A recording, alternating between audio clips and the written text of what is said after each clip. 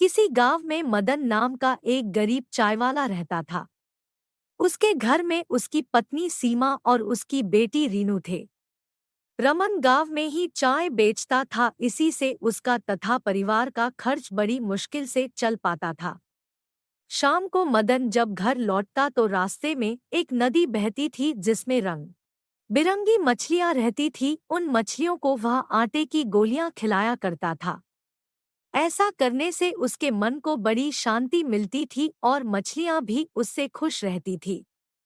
गरीबी के कारण मदन अपनी बेटी रीनू के स्कूल की फीस भी बड़ी मुश्किल से भर पाता था। एक दिन रीनू स्कूल से रोते हुए घर आई। मदन के पूछने पर उसने बताया कि आज उसकी टीचर ने स्कूल से उसका नाम काट दिया क्योंकि मदन ने पैसों की कमी के कारण पिछले 3 महीनों से उसकी फीस नहीं भरी थी।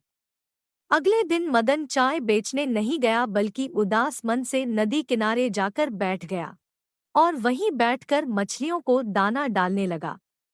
जब वह वापस जाने लगा तो उस नदी से एक सुनहरी जलपरी निकली और मदन से बोली कि क्या बात है मदन, आज तुम उदास लग रहे हो। मदन उस जलपरी की कहानी को देखकर हैरान हो गया। उसने पूछा कि आप कौन हो और मेरा नाम कैसे जानती हो। जलपरी ने कहा, मैं एक जलपरी हूँ और मुझमें कुछ जादुई शक्तियाँ हैं जिससे मैंने तुम्हारा नाम जान लिया। तुम्हारी मछलियों को दाना खिलाने की आदत से मैं प्रसन्न हूँ। अगर तुम्हें कोई कष्ट है तो मुझे बताओ, मैं तुम्हारी सहायता अवश्य करूँगी। मदन ने सारी बात उस जलपरी को बता दी। जलपरी ने कहा, मदन कल तुम सूरज निकलने से पहले यहाँ आना। मैं तुम्हें सोने के सिक्कों से भरा थैला दूंगी जिससे तुम अपने परिवार का खर्चा अच्छे से उठा सकोगे। यह सुनकर जलपरी वापस नदी में चली गई। अगले दिन सूरज निकलने से पहले ही मदन नदी पर पहुंचा, तभी वहां जलपरी प्रकट हुई और उसने मदन को सोने के सिक्कों से भरी एक थैली दे दी।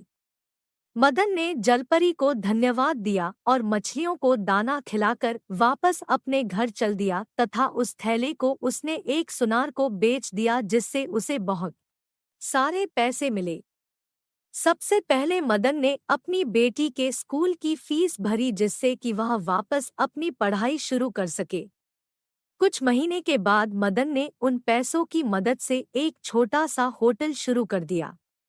उस होटल से उसकी आर्थिक स्थिति अच्छी होने लगी तथा उसने एक पक्का मकान भी बनवा लिया। मदन ने सोचा कि अब उसके पास अच्छा खासा धन हो गया है, अब वह जलपरी को धन्यवाद करके सोने का थैला उसे वापस कर देगा क्योंकि अब वह मेहनत से व्यापार के द्वारा अपने परिवार का खर्च चला सकता है। ऐसा सोचकर वह रात को जल्दी सो गया। उसी गांव में रमेश और सुरेश नाम के 2 व्यक्ति रहते थे। वे मदन की सफलता से ईर्ष्या रखने लगे कि वह इतनी जल्दी कैसे धनी व्यक्ति बन गया। किसी तरह उन्हें सोने के सिक्के वाली बात पता चल गई।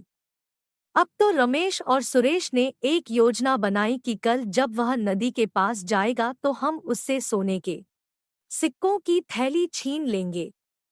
योजना के अनुसार दोनों ने मदन का पीछा किया और नदी के पास ही एक झाड़ी के पीछे छिप गए। मदन ने जलपरी को थैला वापस करते हुए कहा कि जलपरी, तुमने मेरी बहुत मदद की है और तुम्हारे कारण मैं अब एक धनी आदमी बन गया हूँ। साथ ही मैंने अपना व्यापार भी शुरू कर लिया है, इसलिए मैं यह सोने के सिक्कों की थैली आपको लौटाना चाहता हूँ। जलपरी मदन की ईमानदारी से बड़ी प्रसन्न हुई। अभी वह बात कर ही रहे थे कि रमेश और सुरेश दोनों ने मदन को पकड़ लिया और उसे धमकाने लगे और थैला देने के लिए कहा। यह देखकर जलपरी ने अपनी छड़ी घुमाकर उन दोनों को बेहोश कर दिया। उनके बेहोश होने पर जलपरी ने मदन से कहा कि हमेशा ईमानदारी से अपना व्यापार करना, जिससे व्यापार में तुम्हारी खूब तरक्की होगी। यह सुनकर मदन ने जलपरी से वादा किया कि वह ईमानदारी और पूरी लगन से काम करेगा। उसने जलपरी को धन्यवाद दिया और सिक्कों का थैला सुनहरी जलपरी को वापस कर दिया। फिर उससे विदा लेकर अपने घर वापस लौट गया।